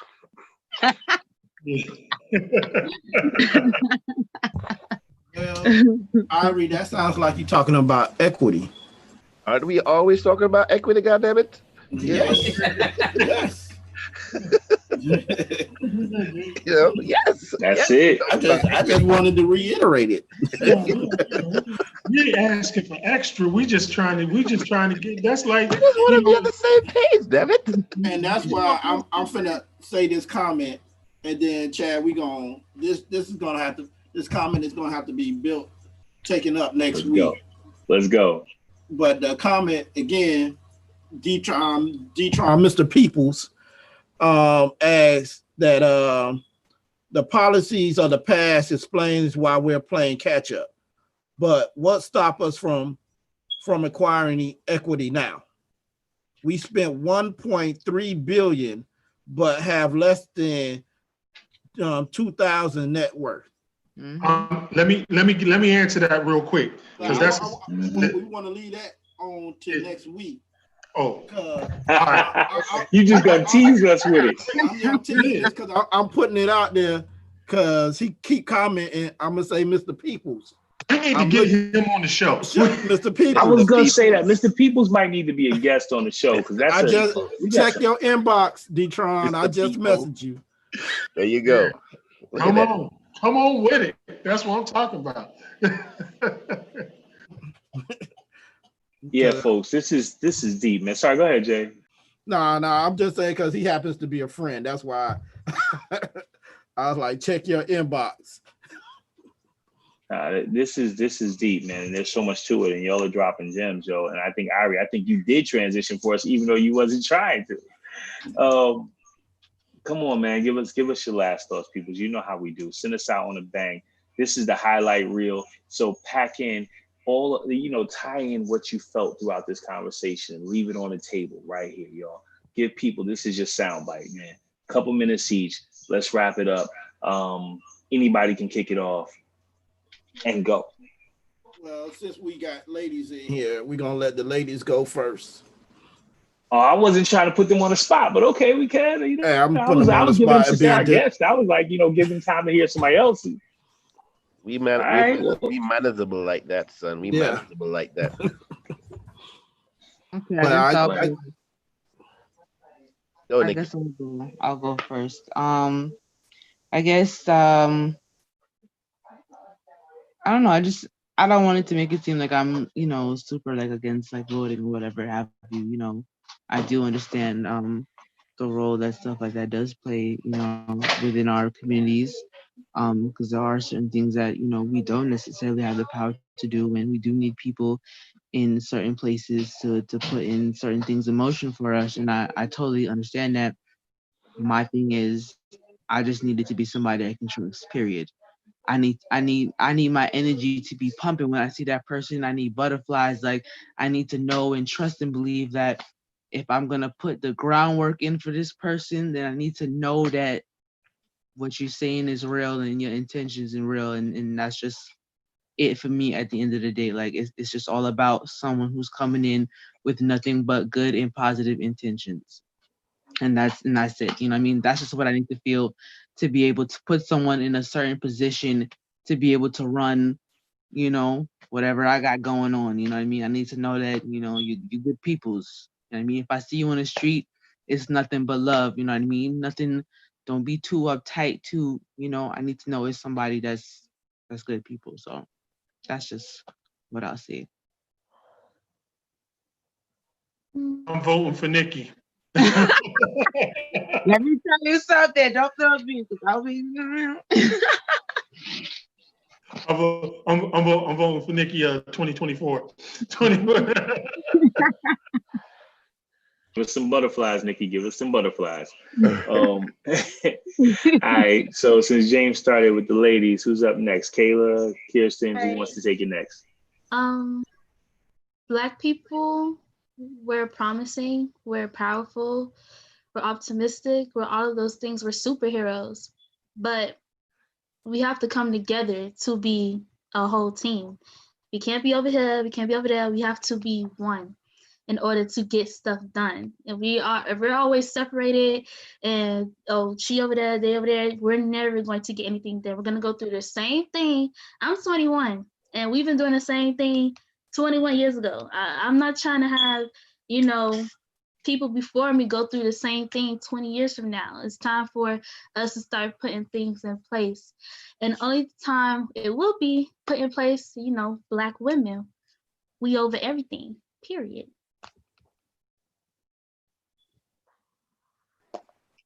Preach on, sister. Preach Nikki, on. I think you might have found a running mate. I think you might. I'm ready. Let's go. Let's go. Let's go. All right, Chris, man, you're up. I just want to first thank my dad for encouraging me to do this. I was not about to do this. I want to thank you guys for giving me the opportunity to come up here and share my voice. And also, thank you for giving young people a voice and talking to us and at least trying to see our point of view. And I'm excited for the future because if there are more adults like you willing to listen and ask, then that means that we are stepping in the right direction towards good change. Yo, can we have a three party ticket, man? Because I just got warm That's and what I was fuzzies about to right say. there, man. Can we I'm get just like, can we get all three on a ticket, man? I got warm and fuzzies, bro. I got butterflies. We about to run. We got the next city council right here. Right here. That's it. We can take over something. We gotta take over something. I'll be on the campaign team, man. I'll go on fundraising.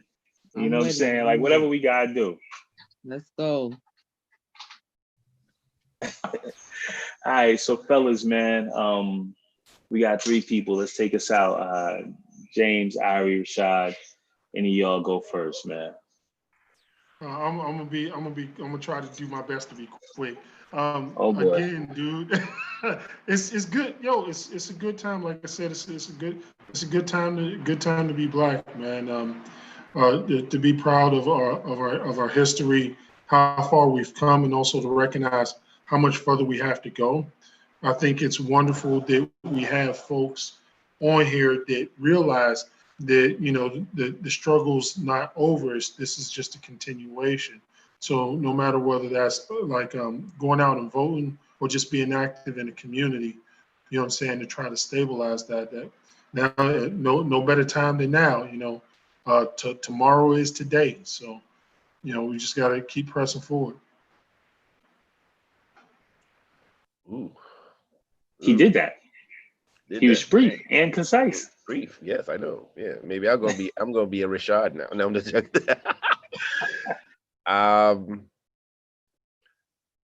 people get into politics for a lot of different reasons. They have lofty goals, lofty ideals. Oftentimes, yes, they want to make changes. They want to see things done differently. Barack Obama became the president, and one of his first obstacles before he took the oath of office was by that dude Mitch.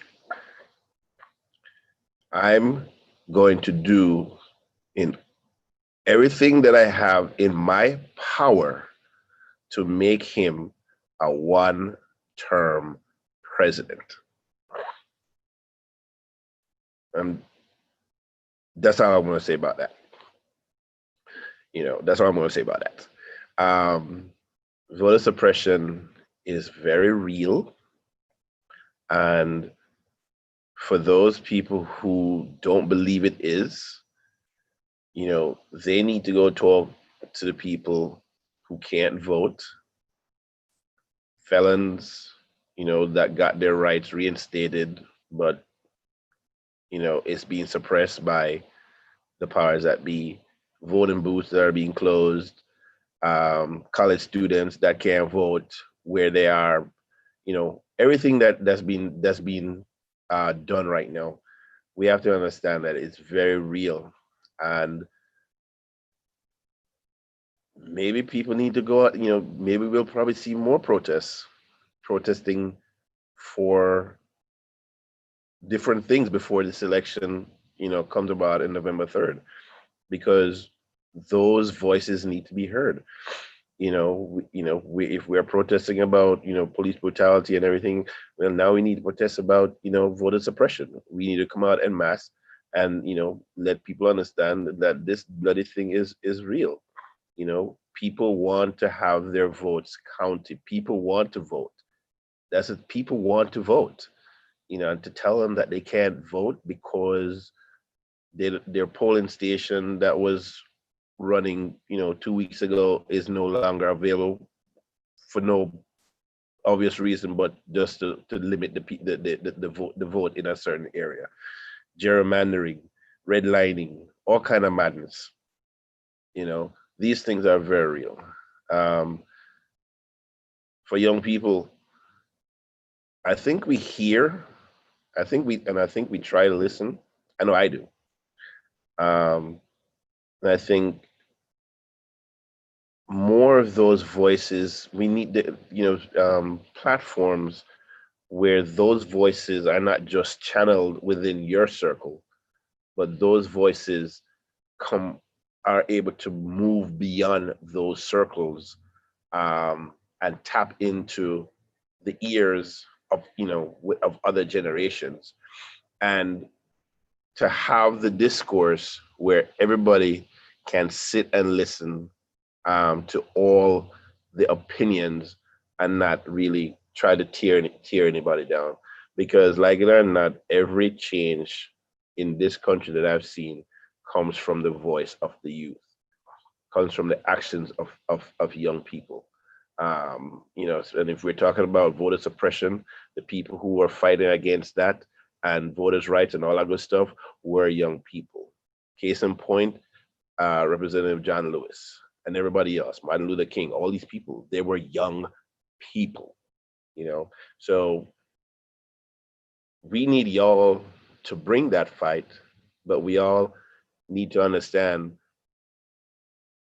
the education, I think that comes with it. And from my as a young person growing up, I always been told, you always hear young people need to stay in their place. Well, times have changed. Young people don't need to stay in their place, but we all need to listen to each other and be mindful and respectful of each other. Okay, that's just that's just it right there. Big facts. Big facts. Okay, Mr. J. Rashad. I already took up Rashad post for real. Oh, shit.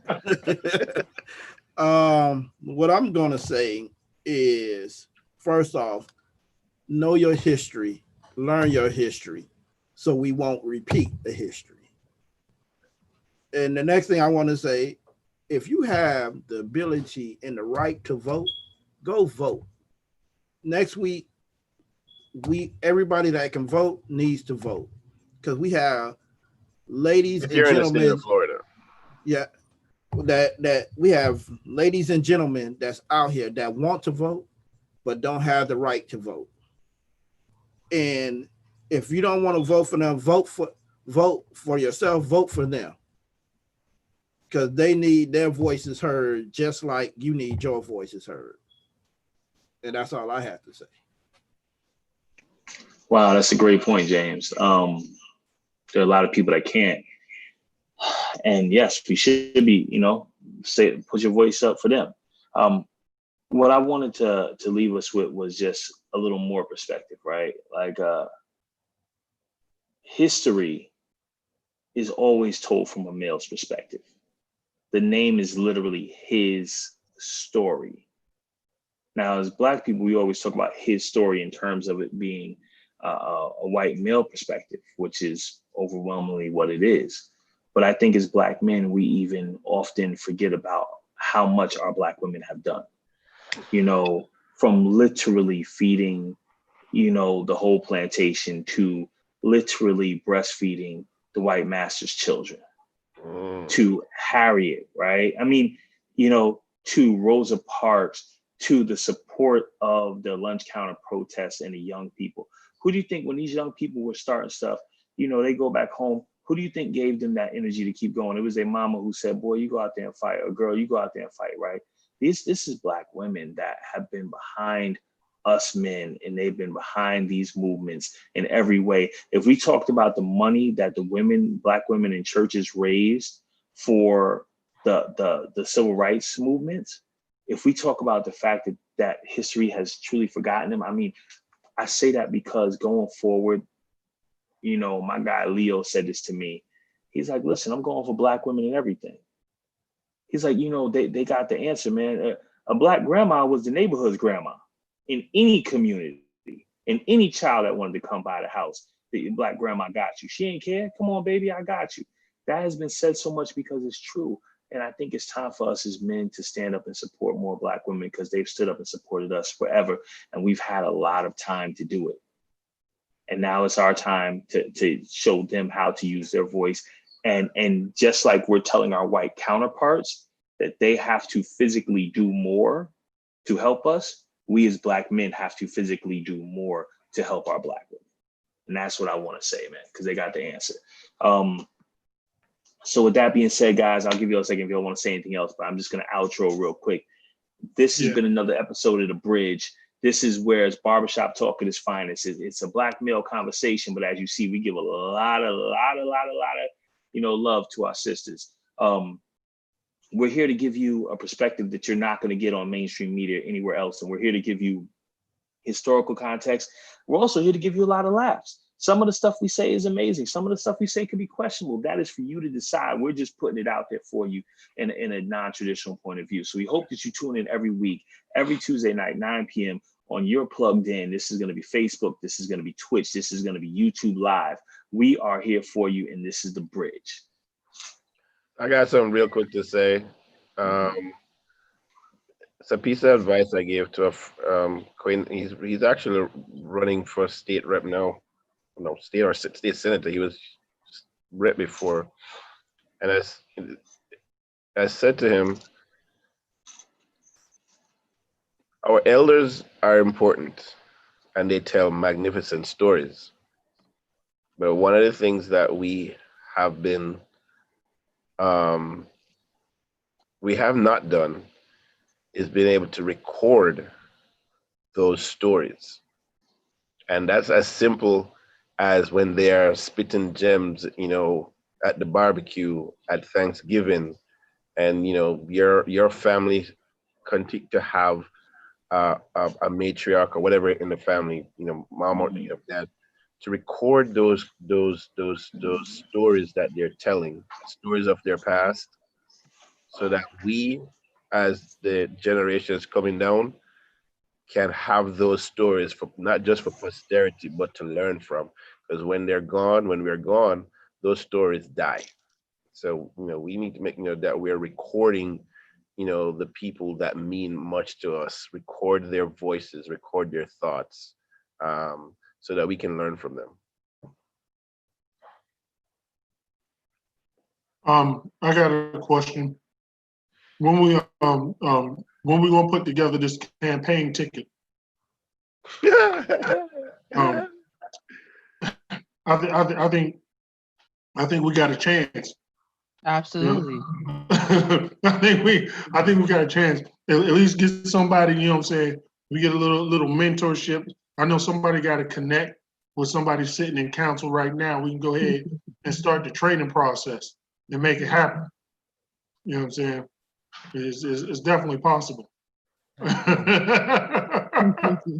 Hey, listen, man, if you can have a 25-year-old elect to the Congress, I think. No, not to Congress. I was thinking Congress, to be a circuit court judge. Whoa, 25, black young lady. Oh, 25. Yeah. At 25, so this notion that you have to be seasoned or what have you to be in positions to make an effect change, that's a fallacy. You got 20, 21, 22-year-old mayors, I was going to say that. There's a black kid, I want to say he's in Minnesota, who's like a representative, and he's like 19, 20. He's a pretty young dude. I don't know if he's like a state rep or what, but I know he ran for office, and he's crazy young. He's not even like 22, 23. So yeah, definitely.